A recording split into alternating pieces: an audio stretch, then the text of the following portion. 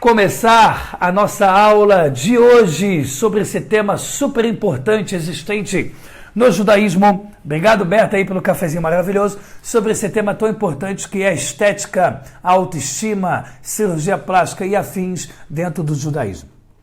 Bom, pessoal, a primeira importância que a Torá nos dá para que a gente possa ter bastante estudos pelos livros sagrados, para que a gente possa hoje estar falando nessa aula. Ou seja, o motivo que nós temos muita fonte judaica para esse tema é a premissa básica judaica da originalidade. Em outras palavras, Hashem, ele mostra para a gente a importância da originalidade. Cada um, ele tem a sua característica corporal e principalmente do rosto, muito específica. Nenhum ser humano é igual ao outro. Por mais que a gente tenha muitas piadas, como bom brasileiro, de que o chinês todo mundo é igual, né? O japonês, coreano, não tem diferença, eles muitas vezes pensam igual da gente, sabe que tudo isso é brincadeira. Na verdade, cada um tem todo o seu rosto diferente, não importa se é árabe, tem o seu rosto diferente, se é judeu, tem o rosto diferente, brasileiro, por aí vai. Então a gente sabe que isso é uma peculiaridade humana. Isso não acontece nos animais. Por mais que a gente, quando estude um pouquinho do mundo animal, a gente veja que a zebra, por exemplo, nenhuma zebra no mundo tem as listras pretas iguais uma às outras. Todo mundo tem uma listra diferente. Mas na prática, quando você olha as zebras, a carinha delas, a linguinha delas, a forma que ela come e anda, é igual. Então ela é praticamente idêntica, não há praticamente diferença nos rostos. Para você ver quando você vai num zoológico, se você tem 30 zebras, já é o bastante para confundir, então as pessoas colocam bips, colocam números, né, em algumas coisinhas, tentando diminuir o máximo de dor no animal, que formas até que não machucam em nada o animal, para tentar botar número, código, porque você vai se confundir, tá certo? Agora no ser humano isso é totalmente diferente um do outro. Beto, já botou silencioso o celular? Ele já é totalmente diferente em cada ser humano, tá certo? Então ninguém é igual a ninguém.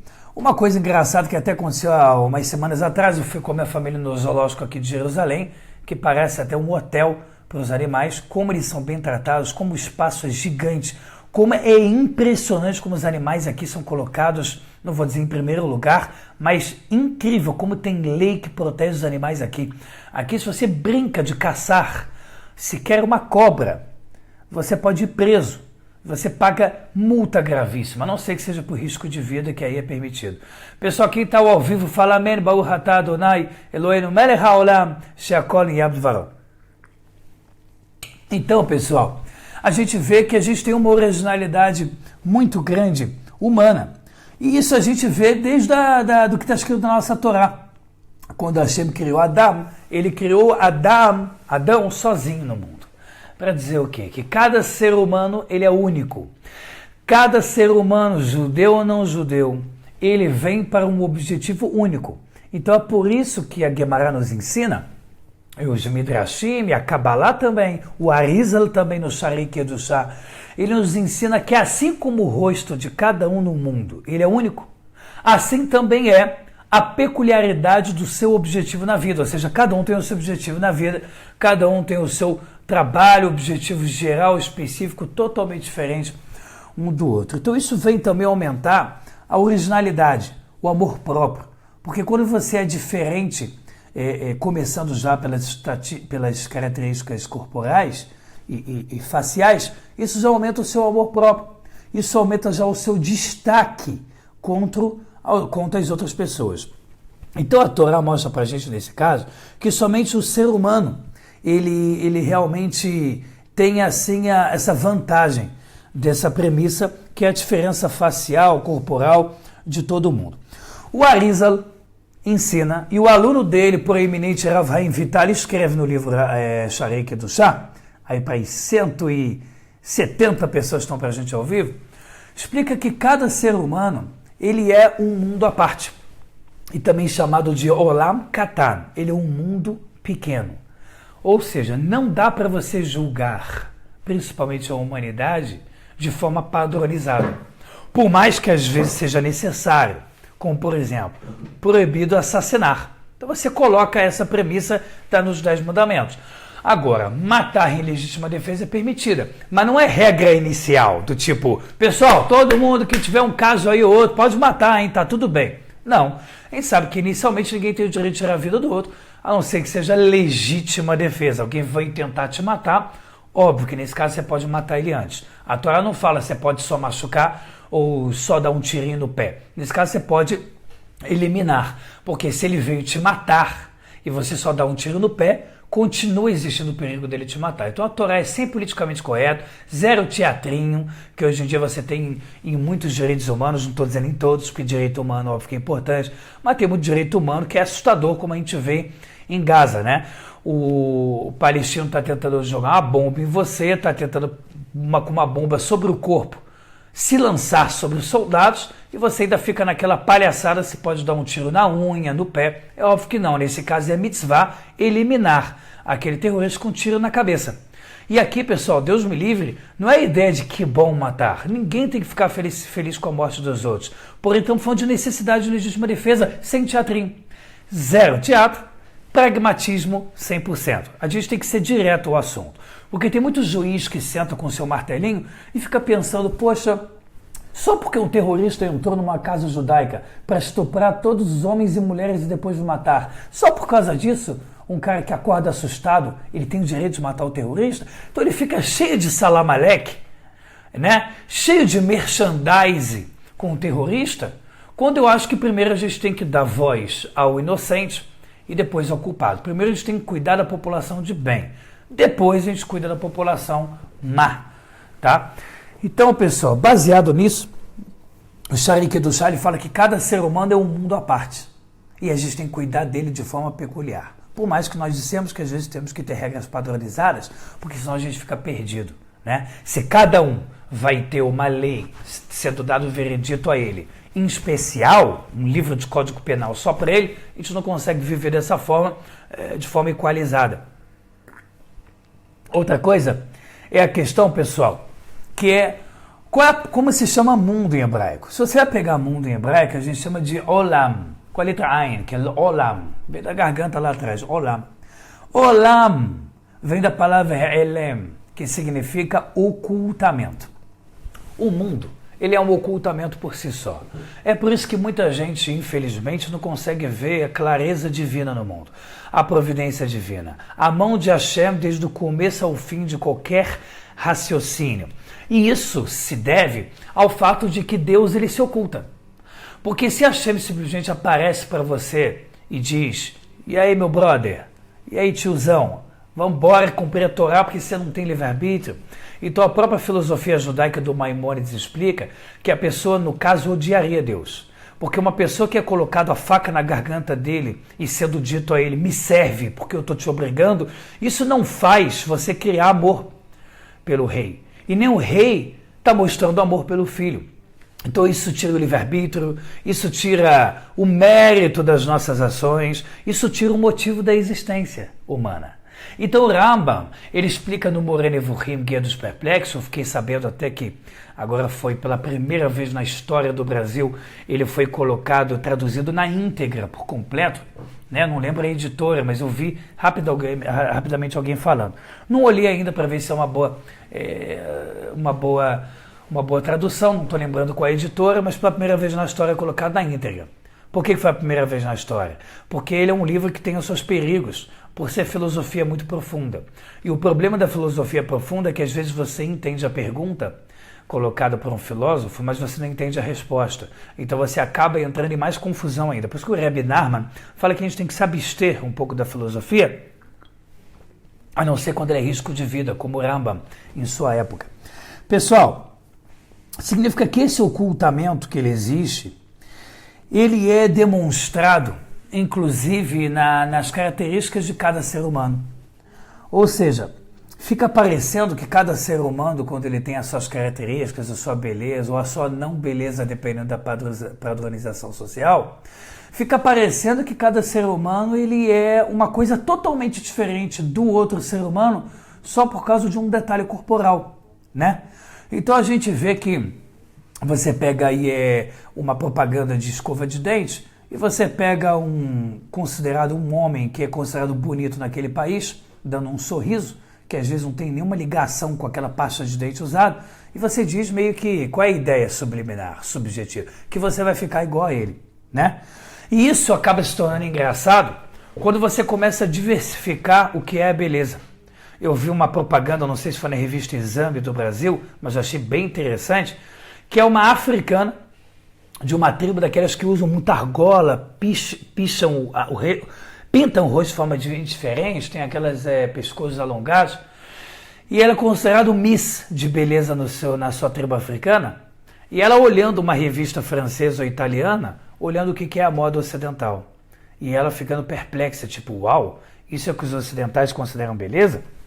Ou seja, é muito difícil você tentar padronizar beleza. O árabe, por exemplo, ele tem uma frase que é: mulher bonita é a mulher que enche uma cama, dando a entender aqui claramente que é uma mulher mais cheinha, né? Que na verdade não é cheinha, é a gente falando que é cheinha. Na verdade, eles dizendo que isso é um corpo bonito, mulher que enche uma cama.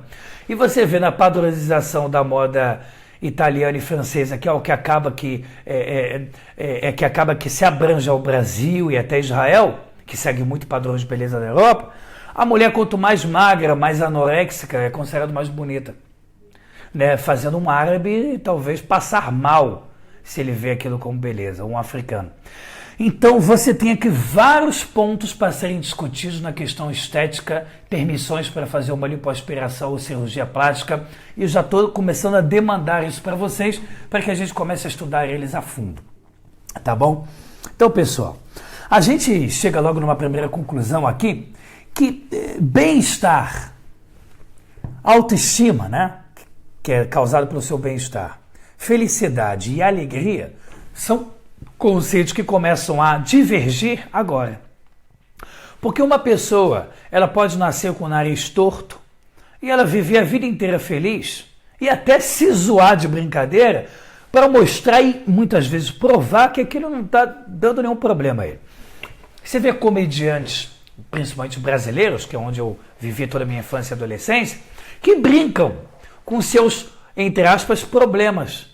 Aquele cara lá do Zorra Total, quando eu era garotinho, e o Zorra Total ainda não mostrava tanta besteira, como hoje em dia mostra muita libertinagem, mas é, por exemplo, aquele cara do olho grande, que ele consegue brincar de botar o olho para fora, o zoio, sei lá como é que chamam ele, e o cara virou um comediante, faz stand-up e brinca com isso. Obviamente que não quer dizer que ele teve uma infância fácil, mas se ele quisesse fazer alguma operação para diminuir essa disparidade da padronização, ou seja, diminuir essa diferença do padrão, ele pode pela Torá? Faz diferença se ele é homem ou mulher? Faz diferença se a autoestima dele está sendo atacada, se ele está feliz ou alegre? Porque a alegria é um estado momentâneo de felicidade. E felicidade é um estado de espírito permanente, que ela independe muito de um momento até de tristeza. Exemplo, perdi dinheiro, mas continuo feliz, porque o meu estado de espírito é permanente em sua felicidade. E tem a pessoa que ela é alegre, ela fica alegre. Normalmente é um mega comprista. Hoje em dia os varejos que você tem de eBay, AliExpress, Amazon e amigos, você compra, chega uma coisa, você fica feliz, alegre. Passa, não fica mais feliz. A mulher compra 30 bolsas, ficou alegre. Não tem mais bolsa para comprar, ficou triste. O homem sabe comprar Mega Mess, sabe comprar BCAA, sabe comprar todos os tipos de proteínas naturais ou químicas para ficar fortão, fica feliz. Acaba a proteína, fica um dia sem malhar, ele fala, pô, tô meio murcho, tô triste. Isso é alegria. Isso é um estado de endorfina, estado de serotonina, de prazer momentâneo. E tem a pessoa que é feliz. Magro ou gordo, ele é feliz. Feio ou bonita, de acordo com a sociedade local, ele é feliz. E isso é uma coisa que importa muito para o judaísmo. É a pessoa procurar menos alegrias momentâneas e mais uma felicidade permanente. Então a gente já começa a ver que a Torá dá essa importância e gradativa, vai ser muito gradativa no nosso estudo e a gente vai ver o quanto. Pessoal, não dá para julgar bem-estar. Felicidade você até tem como julgar. A Torá te ensina a ser feliz. Mas ele não diz seja feliz com o nariz pequeno ou nariz grande. Então se o bem-estar seu está sendo atacado, começa a Torá a ter uma grande preocupação de como isso deve ser resolvido. Se a pessoa tem um nariz que ele considera feio, feio demais, isso causa constrangimento, mas ele já é casado e, entre aspas, já tem um cônjuge que considere ele muito bonito porque casou com ele assim, isso diminui, por exemplo, a permissão de você mexer em cirurgia plástica. O ato de você mexer no teu rosto, sem motivo verdadeiro, até de bem-estar, a pessoa assume. Não faz tanta diferença para mim mudar o rosto, mas eu queria ter o rosto igual ao do Michael Jackson. Que é uma coisa que até foi proibido por questão psicológica, que quando a pessoa muda o rosto por completo, às vezes ele começa a entrar em crise existencial, porque ele não se reconhece. A taxa de homicídio aumenta, como aumenta nos transexuais, grandemente nos Estados Unidos, como nós trouxemos na aula passada sobre homossexuais e ideologia de gênero. Vai lá e assiste no meu canal do YouTube. Então, a gente vê que precisa de vários pré-requisitos para que seja permitido várias mutações que a gente possa fazer no nosso corpo. E elas precisam ser dosadas principalmente com a honestidade. Por que honestidade? Porque está ligado ao bem-estar. Não há uma padronização do Código Penal de Lei Judaica dizendo se acontece A, então você pode. Se o nariz é tão pequeno a ponto de ser 5 centímetros, você pode mexer no nariz. Não tem lei assim. Isso depende muito do teu bem-estar. E quais são os fatores que podem mexer nesse bem-estar? Quais são os fatores? Traumas de infância, pessoa que é muito zoada, né, que aí entra também o bullying, que é muito complicado, muita gente humilhada. Você tem, por exemplo, a padronização da sociedade local. Então, um brasileiro vive desse jeito e ele começa a viver em Dubai. E ele é visto como um doente de tão magro. Em Dubai ele não consegue arranjar nem amigo no Facebook. Então ele começa a ficar, caramba, eu não sou bonito, eu não estou bem, quero modificar, porque a padronização social local está diferente e mexeu comigo. Tem, por exemplo, pessoas que mudam muito da infância para a fase adulta. Poxa, eu era tão loira quando eu era pequena e agora meu cabelo ficou preto e eu não gosto. Ou, meu cabelo era tão liso quando eu era pequenininho, são as coisas mais famosas que você escuta em mulher. E aí quando cresceu ficou encaracolado ou de uma forma que eu não gostei. Então eu quero mudar. Ou crianças que são consideradas muito bonitas, anjinhos, crescem e se sentem feias. Então essa disparidade também entre infância e fase adulta também é uma coisa que promove muito problema no bem-estar. Agora, obviamente que o principal motivo que causa problemas é a moda. E a moda ela está pouco se lixando para o seu bem-estar. Muito pelo contrário. Se o teu bem-estar ficou padronizado numa fase antiga, mas para ganhar dinheiro, plástica, botox, a moda precisa dizer que a nova moda, a nova onda de beleza é outra, ele vai fazer isso. Porque significa que ele vai mais ganhar mais dinheiro com você. Ele vai mais ganhar dinheiro com você. E você sabe que as pessoas que mais mexem nessa questão são homens homossexuais, porque normalmente o homem homossexual ele não tem filho, então ele gasta mais com ele. Homem homossexual, normalmente por ele ter tendências femininas, ele normalmente cuida mais da saúde, né? Você vê o homem homossexual sempre ali muito cuidado. Então a moda não está nem aí pro sofrimento do homossexual que ele passa na vida dele, ele só quer ganhar dinheiro com ele. O homossexual é um cliente em potencial, isso é estudado hoje em dia em faculdade de marketing. Tá? O número de alunos e alunas que eu tenho que falam que em faculdade de marketing isso é colocado, eu fico revoltado com isso. Porque é tratado como se fosse um bicho, né? Ah, ele tem essa tendência, então vamos esculachar. Ele não tem filho, então vamos criar bonecos imitando filhos para dar para homossexuais. Ou seja, é aproveitar o sofrimento dos outros para vender mais. Pessoal, uma das primeiras respostas alárricas, ou seja, de veredito na lei judaica que foram dados sobre esse tema, foi em 1961. E ele foi dado por um rabino chamado Immanuel Jacobovitz, que ele depois virou até o rabino-chefe da Grã-Bretanha. E a gente vai começar a estudar ele agora. Somente dizer para você que a cirurgia plástica ela já existe há muito tempo. Uma das primeiras cirurgias plásticas na história mundial, ela foi datada há quase 3.000 anos atrás no Egito Antigo, né? 300 anos depois, inclusive, da saída do povo judeu do Egito, quando recebeu a Torá. E eles faziam também com anestesias, tentavam colocar líquidos da própria natureza ou formas químicas para tentar passar no rosto, creme, cosméticos. Isso existe desde o Egito Antigo. Então isso é uma questão que já é tratada na Torá desde a Guemará, há quase 2000 anos atrás. E obviamente, se é tratado na Guemará, é porque já veio desde a Torá escrita. Porque a Guemará, ela é tão somente uma ramificação do que está escrito na Torá escrita. Então esse Rabino Malu Jacobowitz, ele falou que era necessário falar sobre isso. Ele foi considerado um dos pais da ética judaica medicinal moderna. Ou seja, todo e qualquer assunto que é tratado na medicina e precisa ser falado e chegado numa conclusão. A pessoa pode, não pode, por aí vai. Então, ele começou a estudar isso e ele viu que não existiam muitas respostas judaicas sobre esse tema. Isso trouxe para ele uma maior preocupação. Então, ele trouxe 4 questões que têm que ser discutidas na hora que a gente entra no assunto plástica, estética e autoestima, na hora de mexer no corpo. Quais são essas 4 questões? Primeiro, será que ele vai estar tentando aperfeiçoar o que Hashem fez? E assim é uma afronta à criação divina? Número 2, possíveis riscos à vida com qualquer tipo de cirurgia. Número 3, proibição de qualquer mutilação do corpo. Por exemplo, a cirurgia no nariz, que a maior parte delas hoje em dia é feita com anestesia geral. E normalmente o nariz precisa ser quebrado a martelo ou feito raspagem. Você está tirando uma parte do corpo. E quando ele é quebrado ao martelo, que a pessoa fica não podendo respirar pelo nariz por muitos dias, às vezes um mês ou até mais, dependendo de quanto dá de inflamação na área. Eu conheço pessoas que me contam especificamente sobre sua experiência de plástica no nariz. Você realmente é muito agressivo.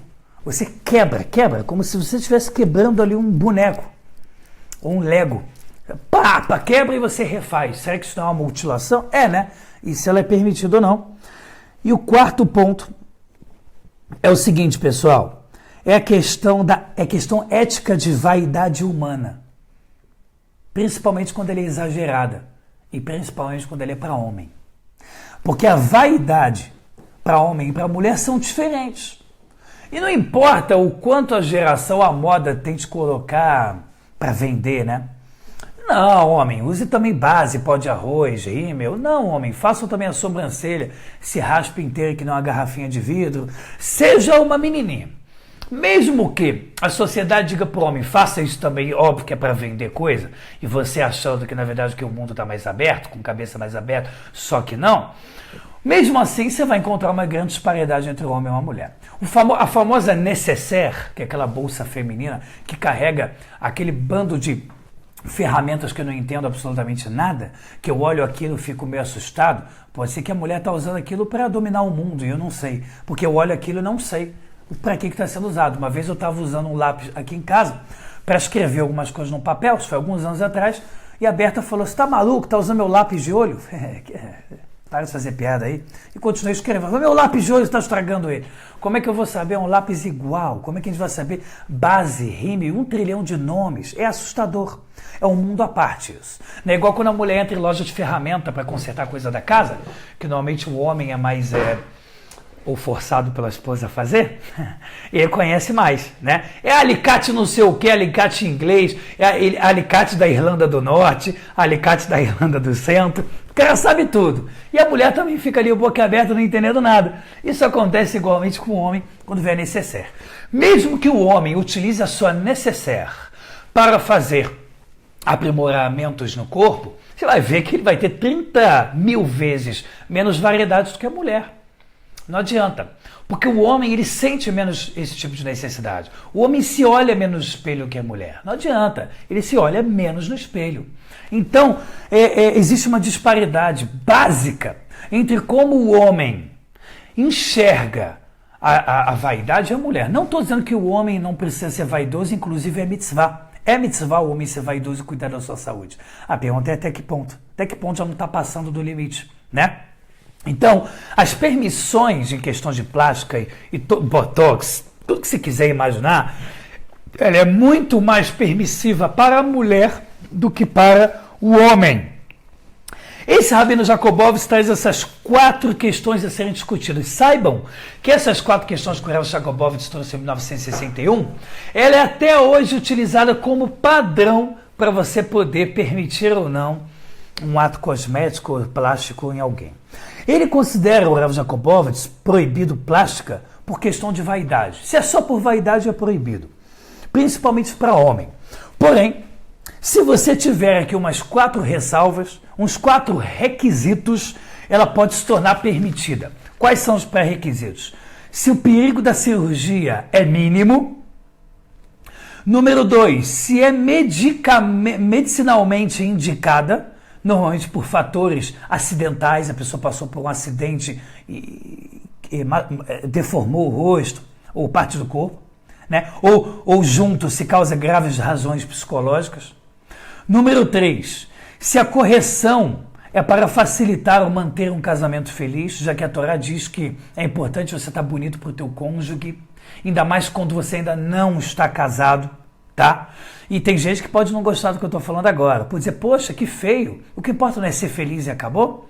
É fácil para quem fala, mas para quem ficou com o rosto deformado depois de um acidente de carro e tem vergonha de ir na esquina na padaria, ele gostaria que a Torá abordasse o caso para ele. Então é fácil falar que felicidade, né, são frases jogadas no ar, tudo Facebook, mas a Torá se importa com tudo, inclusive com o sentido pragmático de você estar querendo estar bonito para si ou para outro. É importante para a Torá isso. E número 4, se a cirurgia vai permitir um melhor desempenho na sociedade para aquela pessoa ou para um sustento mais decente. Exemplo, o cara não consegue emprego, porque ele vai ter lá, na recepção ao vivo, e os caras olham ele e falam, ele tem uma coisa estranha no rosto, não vou atender, não vai trabalhar aqui. E o ser humano adora falar de felicidade de Facebook, mas ele é extremamente preconceituoso. Melhor se ele fosse judeu estudando Torá, que ele já ia enfrentar esses assuntos com veracidade, sabe? Sem teatro, sem show. Normal, verdade. Não. As pessoas botam na televisão, nas emissoras falsas, que são quase todas. Adoram falar de uma felicidade, blá, blá, blá, blá, blá, blá. Chega na prática, não consegue emprego, não arranja um namorado, né? Como os alunos do meu falam, não dá match lá no... Enfim, esqueci, um aplicativo lá que tem que dar match quando não gosta do outro. Não vai dar match porque tá com o nariz assim, boca assim. Enquanto a emissora está te dizendo, seja feliz, o que importa é o amor. Né? Uma palhaçada. Então, pessoal, a gente sabe que isso tudo importa. Até hoje, esses requisitos também para que seja permitido uma cirurgia são usados até hoje. Então, as 4 questões iniciais pelo Rav Jacobowitz são elucidados até hoje para ser permitido ou não, e os 4 pré-requisitos para ser mais ainda permitido também são utilizados até hoje. Quais são as questões centrais que a gente vê aqui? Ética e saúde. A questão ética e saúde são os temas centrais. Ética, para você pensar o seguinte, será que eu não estou sendo vaidoso demais? Será que eu não estou tentando conquistar algo falso?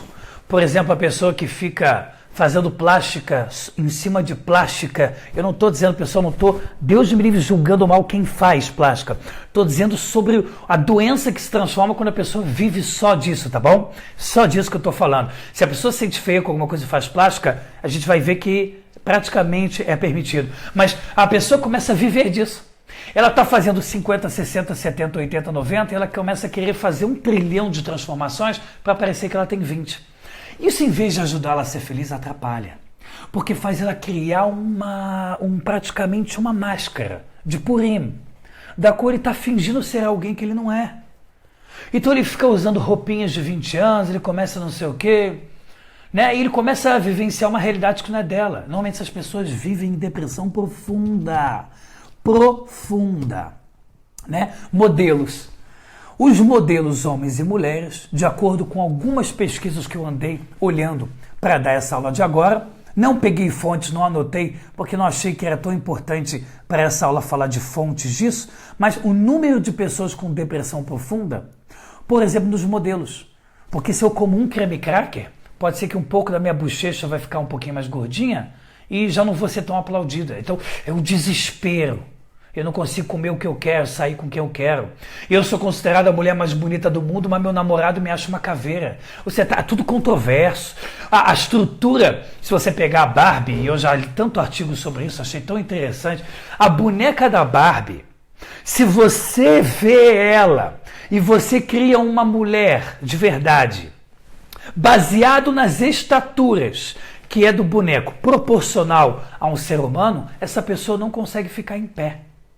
De tão pequeno que é o pé, de tão a cintura teria que tirar algumas vértebras para deixar assim, normalmente as últimas duas vértebras, se eu não me engano, as costelas, para deixar ela totalmente com a cintura. Tem que botar silicones absurdos, mas lá tem que ser muito magra, então isso causa problemas na coluna e por aí vai. Né? Já ouvi falar, minha esposa uma vez me contou, de modelos que apareceram pelo mundo tentando fazer 30 mil cirurgias para se parecer com a Barbie. E são pessoas doentes, tanto mentais quanto físicas. Ou seja, a padronização de beleza, ela não sustenta uma pessoa em pé, de tão surreal que ela é. Então é óbvio que a pessoa vai ficar em depressão, vai ficar triste, ele não está vivendo a realidade. Né? Ou, por exemplo, na Coreia. A Coreia do Sul, óbvio que a Coreia do Norte lá é um campo de concentração eterno. Mas a Coreia do Sul, junto com o Brasil, são os dois lugares que mais fazem plástico e silicone do mundo. Em número, é Brasil. Proporcionalmente falando, é Coreia. Por quê? Porque o coreano, Coreia do Sul, ele tem muitos traços japoneses que deveria a pessoa sentir orgulhoso do seu povo e se sentir bonito, até porque tem muita beleza em você, tem o seu destaque diferente, mas não. As pessoas começam a querer arredondar os olhos, começam a querer ficar bem ocidentais, já que a moda ocidental, ela avassala a Coreia do Sul. Então a pessoa começa a entender da moda que ela precisa fazer isso. E óbvio que as clínicas de cosméticos, por aí vai, dançam e rebolam em cima do seu sofrimento. Não estou dizendo aqui que pessoas que trabalham com cosmética são vacilões. Óbvio que não. Fazem até muitas vezes muita mitzvah. Deixam outras pessoas mais felizes e com bem-estar. Mas tem que ser ponderado aí esse discernimento entre o bem e o mal. Tá bom? Pessoal, estou lendo aqui na folha porque são nomes de rabinos, estruturas que eu criei, que eu preciso ler. Então é o seguinte, falamos que a saúde é ética, né? A questão de saúde ela também é central, porque você está tirando às vezes um pedaço do corpo, né? E por aí vai. Ou você está aumentando ou provocando um exagero, por exemplo, silicone no peito. Normalmente a mulher, né, coloca. Então o silicone no peito, ela muitas vezes a pessoa quer botar um número de ml que não equivale com o corpo dela. Então você está machucando.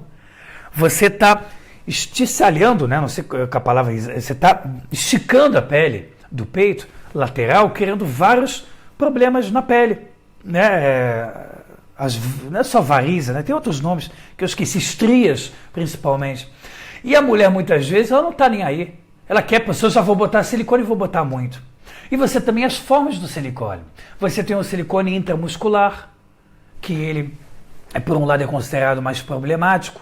Você tem o extra fora do músculo, que por outro lado tem o seu maior problema na amamentação.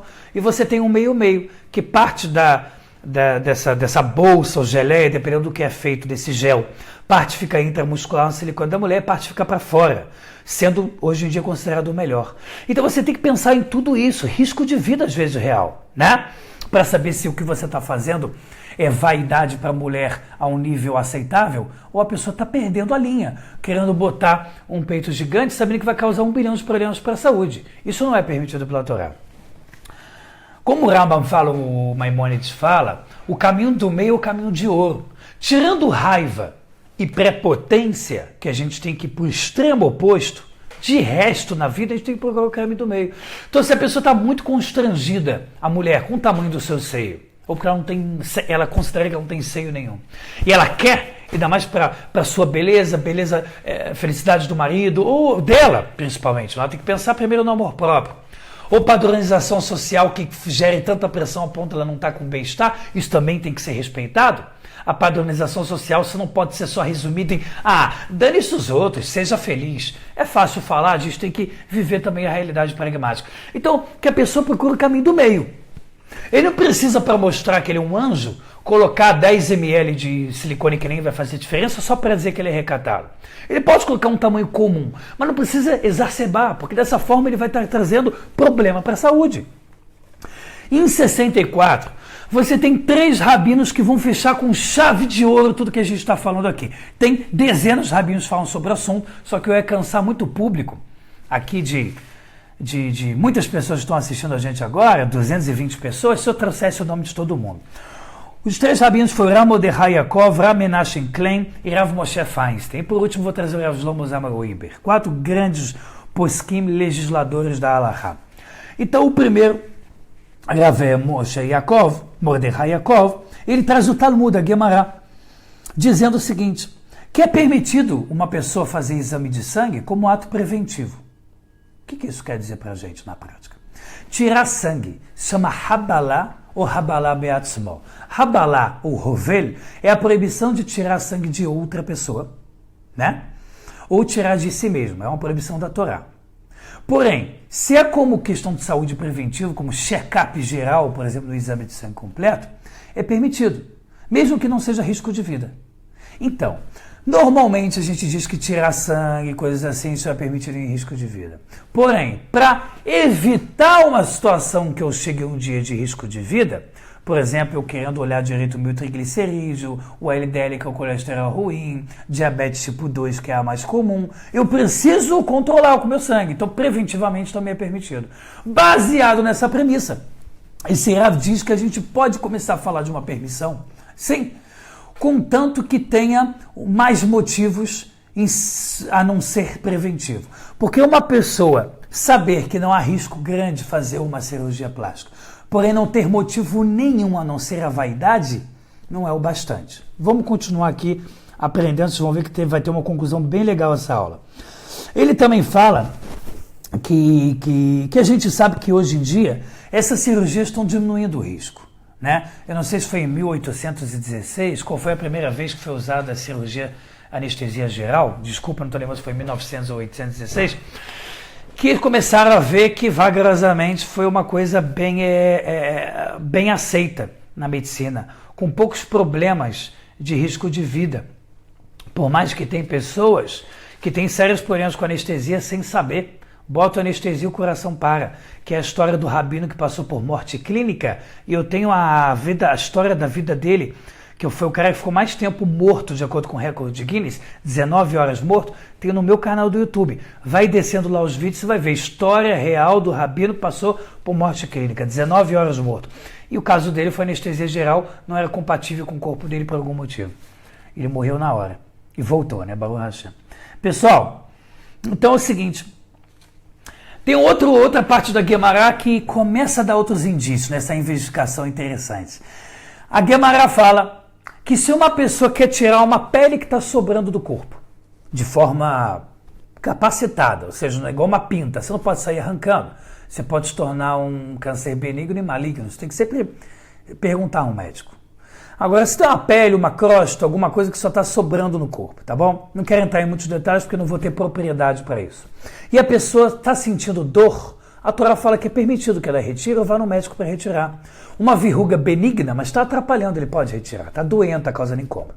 Porém, a Gemara diz que se não causa dor, ele não pode retirar aquela verruga só por questão de estética. E isso causa aqui a grande problemática judaica, que é a vaidade, permitindo cirurgias um pouco mais complexas, exigindo anestesia geral, por aí vai.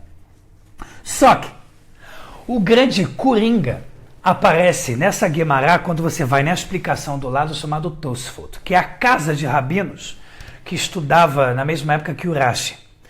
O Tosfot ele fala o seguinte, o Tosfot fala com essas palavras: se a dor que a pessoa sente é o constrangimento psicológico de andar com o seu problema, é permitido ele fazer a cirurgia, pois não há dor maior que essa. Aqui a gente mostra como há milhares de anos atrás a nossa Torá já estava 1000 anos à frente da psicologia de hoje, para dizer que não há maior dor para o ser humano do que o constrangimento psicológico de se sentir feio, de se sentir menor, de se sentir diferente e andar por aí desse jeito. Ou mesmo que ele não esteja andando por aí. Então, essa é a principal premissa do Tosfot na Gemara, como base para esses rabinos que nós trouxemos aqui, esses 4 últimos, para permitir, principalmente mulheres, que estão constrangidas, não estão felizes com seu status físicos, podendo então fazer uma cirurgia lipoaspiração, a pessoa faz dieta da lua, da banana, da lua, dos pontos, tudo que você quiser imaginar, não consegue tirar uma parte da barriga, ela se sente feia, não quer ir para praia, por mais que o certo é só ir em praia de mulheres, né? Separado dos homens, clube do Bolinhas, Luluzinha, isso é o que a gente tem que sempre manter. Mas mesmo assim, até porque a mulher normalmente se veste para outra mulher. Então, ela vai se sentir feia. Então, isso é uma das premissas para permitir, tá certo? O Rav Moshe Feinstein, ele vai mais além. Rav Moshe Feinstein foi um dos maiores rabinos Ashkenazim dos Estados Unidos, morreu em 1995. Ele foi um rabino considerado, né, muito grande, porque os seus alunos disseram que ele terminou mais de 800 vezes todo o estudo da Guemará, que são 63 tratados imensos.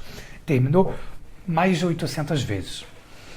Rabino grandíssimo, muito humilde, até não poder mais. Tanto que não foi ele que fica se autoelogiando, foram seus alunos. Ele fala o seguinte, a gente não pode esquecer, ele fala, que o Mishneh Torah, que é o Rambam, ele ensina pra gente de forma clara, galerinha aí que não está ao vivo, e que não está também ao vivo, está assistindo aqui no canal do YouTube.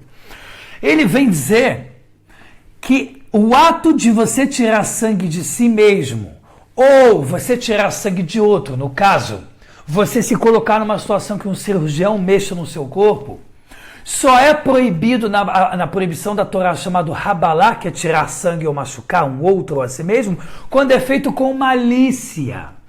Então, partindo desse princípio gigante com o Rav Moshe Feinstein, por que eu digo gigante?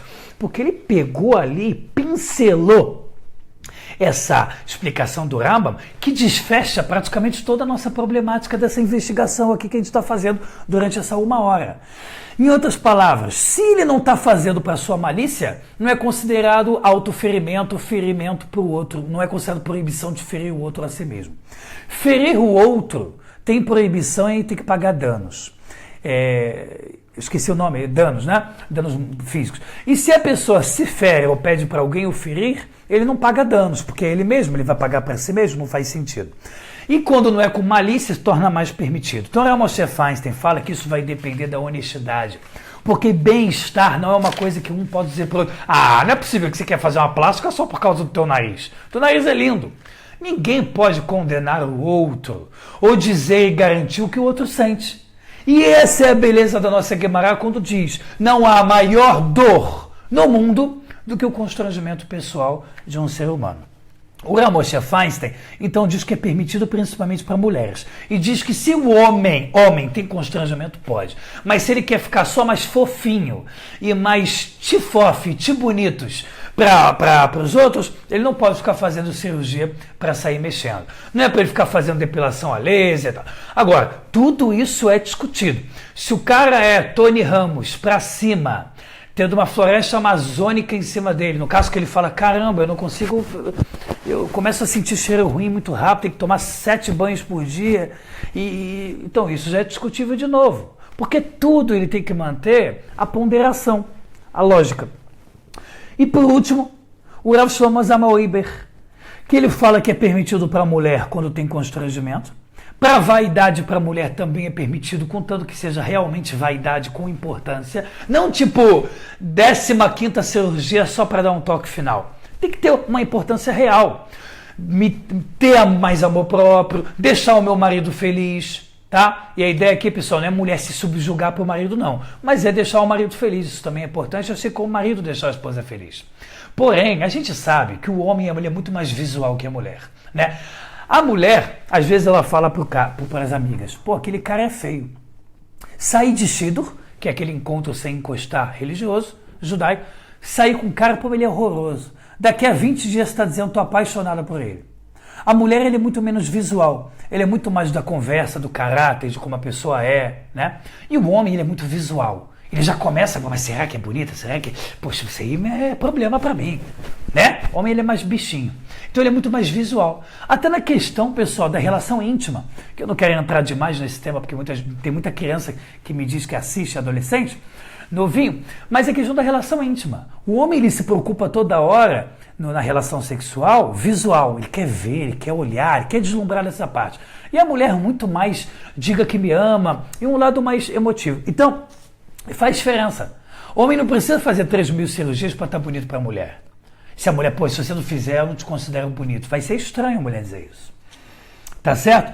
Então, Rosh Hashanah Weber termina, para terminar essa aula, dizendo que se o homem está constrangido com a sua questão, ele pode, inclusive o peeling químico, né? Que é o ato de você fazer uma vez por semana e fazendo o número de sessões de acordo com a necessidade. Peeling, também para homem, que é descamação ou descamamento? Esqueci, pessoal, descamação da pele, para você chegar naquela parte da pele onde estão os furos de marca de espinha e acne. E a pessoa se sente feia, sente mal. Não se sente bem, está constrangido com isso.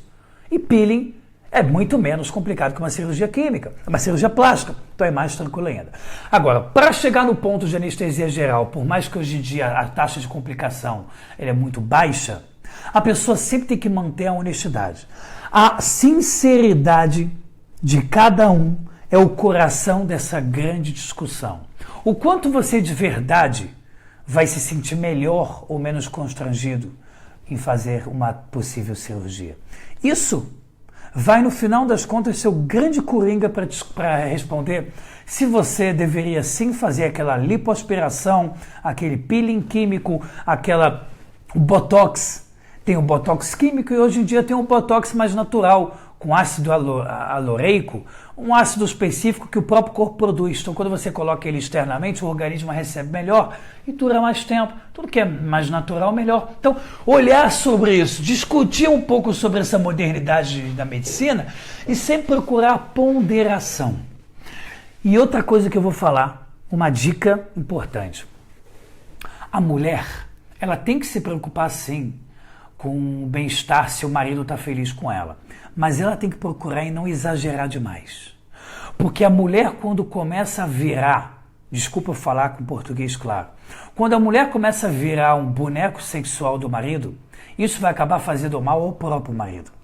Porque a mulher vai envelhecer, o corpo vai cair, assim como do homem, e o homem vai ficar naquele desespero, e daqui a pouco vai estar olhando para os lados.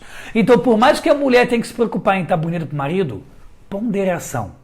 Porque a mulher, nessa hora, ela tem que usar a inteligência para não precisar exagerar tanto em cirurgias por aí vai, porque você alimenta o lado animal do homem a um ponto que depois ele só vai buscar isso. Então, mulheres, sejam sábias e façam coisas que vão deixar o seu marido feliz, mas com ponderação. E homens, somente se tiver constrangimento verdadeiro, tá? Não sair sendo uma mulher como quando você não é. Você é homem, então homem é homem, mulher é mulher. Tá bom? Pessoal, quero terminar essa aula falando que na aula que vem eu vou falar sobre o Holocausto. Não falei hoje, primeiro porque me confundi com a data. Já tinha preparado essa aula antes de me dar conta que hoje é o dia que o Estado decreta dia do Holocausto. Não é uma data religiosa, porém é uma data que a gente tem que respeitar, na minha opinião, e muito. Quero falar muito sobre a questão do Holocausto, milagres que aconteceram no Holocausto, um pouco do porquê que talvez, né, Deus fez o Holocausto. Eu não tenho grande propriedade para sair afirmando muitas coisas, mas eu espero que a Hashem me dê bastante sabedoria. Eu vou estudar muito até esse domingo que vem para poder dar opiniões bastante inteligentes e que possa preencher você com muita sabedoria e informação sobre o que aconteceu no Holocausto, na perspectiva judaica, cabalística, providência divina, decretos da Torá que já foi falado, ou seja, códigos da Torá que falaram sobre o Holocausto. Na aula que vem a gente vai falar sobre isso. E o bom, a parte boa, é que hoje está começando o dia do Holocausto em Israel, então até domingo vai dar tempo de muita gente ler muita coisa, ver muito vídeo, então você vai estar bem mais enriquecido de informação para a gente poder ter uma aula bastante completa. Então eu vou pegar mais pesado na aula, sabendo que as pessoas já vão ter lido bastante sobre o tema. Pessoal, estamos aí terminando as inscrições para o segundo módulo de abril, esse estudo fechado, uma Yeshiva online que você vai estar fazendo comigo, que é esse estudo fechado que a gente faz em programas muito poderosos de telecomunicação fechado comigo.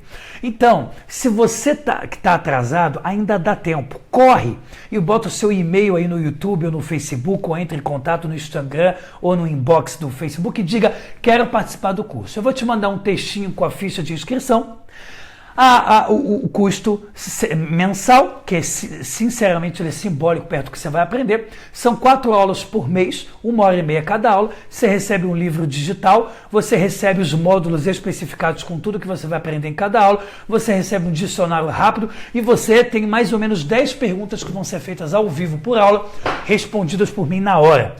Vou procurar te orientar no máximo que eu posso e a cada 6 meses você recebe um documento meu oficial que você estudou com o Rabino Ortodoxo de Jerusalém, que não elege sozinho suas opiniões, ele só pega de grandes rabinos e estuda na Torá, procurando ser humilde, porque eu não pego opiniões de Elial somente da Torá. Então, você quer aprender a ser um Binei Noah de forma ortodoxa, correto? Vem comigo, porque muitos de vocês são diamantes para Hashem, mas infelizmente ainda não sabem como agir no Binei Noah para a Torá. Estão um pouco perdidos. Então essa é a tua chance de você estudar e ganhar bastante sabedoria nessa questão. 16 de abril, segunda que vem, a gente já começa. O programa tem um limite para o número de alunos. Então corre você que está atrasado, tá bom? Eu vou te passar uma informação rápida, ficha de inscrição que você faz em 1 minuto, só pede nome, telefone, e-mail, por aí, e a conta ser paga a mensalidade, tá bom? Quem entrar em abril agora e também quiser assistir às aulas de março, ele pode adquirir à parte as aulas de março, vai receber. Essas aulas vão ficar com você para você sempre poder estudar, tá bom? Não perca essa oportunidade, pessoal. Vamos estudar Binei Noah por mais 3 meses, depois a gente vai estudar muitos outros temas sobre leis de kasher e por aí vai. E também daqui a alguns meses eu vou abrir à parte um curso de hebraico. Como é minha mãe, ela já é professora de hebraico e de línguas há 30 anos, eu tenho uma ótima orientadora para dar um curso brilhante de hebraico para você daqui a mais ou menos uns 3, 4 meses. Eu estou elaborando nesses meses um curso perfeito, obviamente com a permissão de Hashem, e uma orientadora sem brincadeira. Minha mãe, que é professora de língua árabe, hebraico, professora de português, professora da Aliança Francesa há décadas, da UERJ, da UF no Brasil, uma grande professora, e ela vai me orientar a dar um curso de hebraico para você legal. Você não vai aprender em 48 horas a falar hebraico, mas você em pouco tempo, de acordo com o teu esforço, vai aprender demais. E por último, convido você a patrocinar o meu trabalho, Projeto Torá com você. Porque de acordo com a ajuda que você dá financeira, você ajuda o meu trabalho a se perpetuar, ajuda os anúncios a aumentarem, ajuda com que as aulas de Torá cheguem principalmente nos judeus e muito também em Binei Noah. Então me ajude você a patrocinar o meu trabalho. É só você deixar o seu e-mail ou o seu interesse que eu te mando como me ajudar, tá bom? Tendo aqui o PayPal, que é o link do cartão de crédito, ou a conta normal do Bradesco, tá bom? Espero você também nessa ajuda importantíssima para que esse trabalho de Torá se perpetue. Já somos, pessoal, 12 mil, eu esqueci o número, pessoal, já somos muitas pessoas. Somos, acho que, 12.900 inscritos, já somos 900 mil visualizações no YouTube, enfim, coisa pra caramba que a gente está fazendo. Vamos com tudo, termino te dando uma brahá, que a Hashem te abençoe em todos os sentidos, que a Hashem proteja a gente de todo e qualquer mal. Nessa quarta-feira, já antecipadamente, te desejo um Shabbat Shalom Mevorar, que a Hashem pegue todas as bênçãos da Torá e jogue sobre você e tua família toda, que a Hashem abençoe você, a todos nós no sustento também, na saúde, na nossa vaidade e no nosso entendimento verdadeiro do que é felicidade, alegria e bem-estar. Pessoal, desejo para vocês tudo de bom. Fico com grande saudade para domingo e segunda que vem começamos nosso curso. Vai Torá, Torá na veia. Pessoal, Kol Tuv Leitraot e até a próxima.